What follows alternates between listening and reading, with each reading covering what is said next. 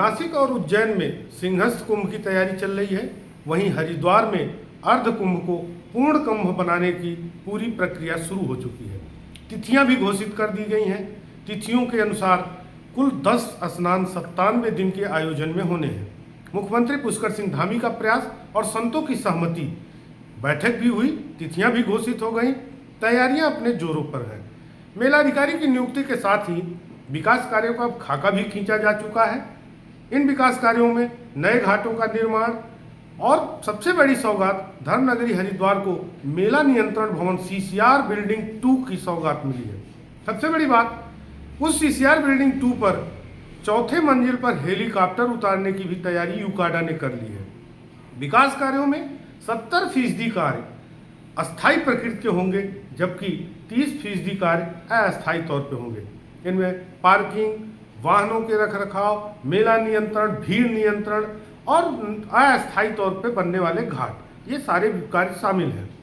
इनमें जो तिथियां घोषित की गई हैं अर्ध कुंभ को पूर्ण कुंभ बनाने में, वह पहला स्नान उसका होना है 14 जनवरी मकर संक्रांति को, दूसरा 6 फरवरी मौनी अमावस्या को, तीसरा 11 फरवरी वसंत पंचमी को, चौथा स्नान 20 फरवरी माघ पूर्णिमा को होगा।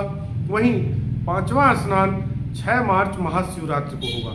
6वां स्नान 8 मार्च फाल्गुन अमावस्या के दिन होना है। इसी तरह 7वां स्नान 7 अप्रैल 9 संवत्सर पर होगा। 8वां स्नान 14 अप्रैल मेघ संक्रांति पर होगा।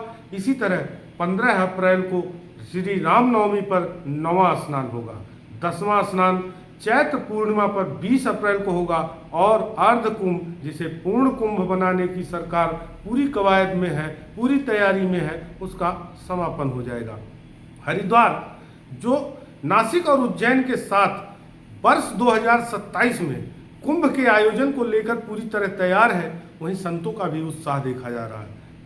जो ये महत्वपूर्ण तिथियों का अभी यहाँ पर उल्लेख किया गया है और उसमें भी उसके अतिरिक्त भी जो आप सबका जो भी मार्गदर्शन होगा, सुझाव आएंगे, उसके आधार पर आगे भी जो है हम लोग उसको बढ़ाते रहेंगे।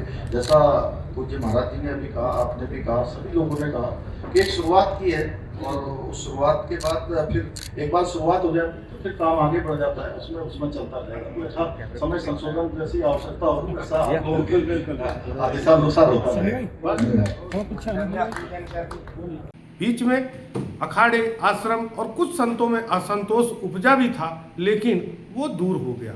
मुख्यमंत्री पुष्कर सिंह धामी ने संतों को जैसे ही सम्मानित किया, उन्हें शाल ओढ़ाया, उनका स्वागत किया, वैसे ही उनकी सारी शिकायतें, सारा असंतोष दूर हो गया।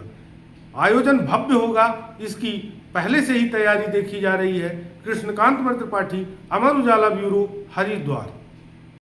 अगर आप ये वीडियो YouTube पर देख रहे हैं तो हमारे चैनल को सब्सक्राइब कर बेल आइकन दबाएं और Facebook पर देख रहे हैं तो हमारे पेज को लाइक करें।